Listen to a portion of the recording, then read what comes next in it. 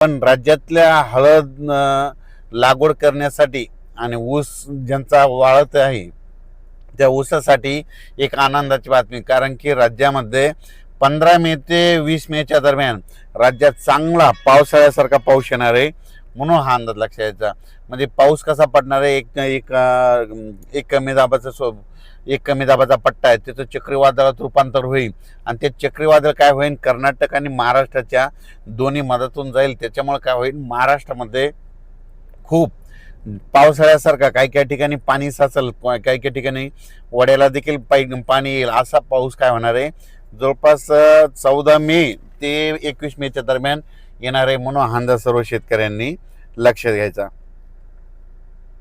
मग सांगायचं झालं तर नाही, हे पाऊस पूर्व विदर्भ, पश्चिम विदर्भ आणि त्या नेमकं पूर्व आणि पश्चिम विदर्भामध्ये शेतकऱ्याचे हळदी शिजवायले, तर त्यांना सुद्धा सांगू की तुम्ही काय करा, जवळपास 14 मे पर्यंत तुम्ही तुमच्या हळदी काढून झाकून ठेवा, कारण की 15 ते 20च्या दरम्यान चांगला पावसाळ्यासारखा पाऊस विदर्भात पडणार आहे. म्हणून हे लक्षात यायचं. मराठवाड्यामध्ये देखील नांदेड जिल्हा, परभणी जिल्हा, हिंगोली जिल्हा, हिंगोली, जालना जिल्हा, संभाजीनगर, बीड, धाराशिव ह्या भागात देखील चांगला पावसाळ्यासारखा पाऊस पडणार आहे. आणि ऊस शेतकऱ्यासाठी हे जीवदान ठरणार आहे. म्हणून हा अंदाज त्या ऊस शेतकऱ्यांनी लक्षात यायचा.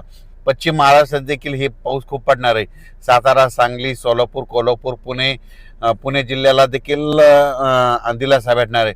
मुंबईला देखील पाऊस पडणार आहे. उत्तर महाराष्ट्राकडे देखील नाशिक जिल्हा, धुळे जिल्हा, नंदुरबार जिल्हा त्या भागात देखील खूप पाऊस पडणार आहे. म्हणून हे अंदाज लक्षात यायचा.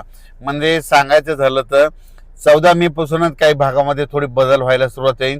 मात्र 17 ते 22चा पाऊस राज्यामध्ये ठिकठिकाणी, काही काही ठिकाणी मुसळधार बी पडेल, काही ठिकाणी रिमझिम पडेल, कुठं सोडून देईल, काही भागात जास्त होईल, त्याच्यामध्ये गारपीट देखील होईल. म्हणून हे अंदाज देखील सर्व शेतकऱ्यांनी लक्षात यायचा.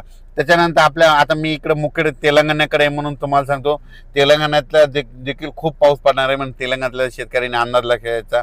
कर्नाटककडे भागाच्या बाजूला असल्यामुळं कर्नाटकच्या देखील शेतकऱ्यांनी अंदाज लक्षात यायचा. तुमच्याकडं देखील म्हणजे जवळपास 14 मे ते 22 मेचा पाऊस कर्नाटक आणि तेलंगणा खूप पावसाळ्याच्या पेक्षा जास्त पडणार आहे. म्हणून हे अंदाज लक्षात यायचा. म्हणजे सांगायचं झालं तर कर्नाटक झालं, तेलंगणा झालं, महाराष्ट्रामध्ये जवळपास 14 मे पासून ते 22 मेच्या दरम्यान मान्सून पूर्व पाऊस चांगला पडणार आहे. आणि आजच्यानं तुम्हाला सांगू इच्छितो, पाऊस कंप्लीट 30 दिवस राहिलेला आहे. म्हणून शेतकऱ्यांनी शेतीचे कामे करून घ्या. आणि तुम्हाला सांगतो, मान्सूनसाठी सगळ्यात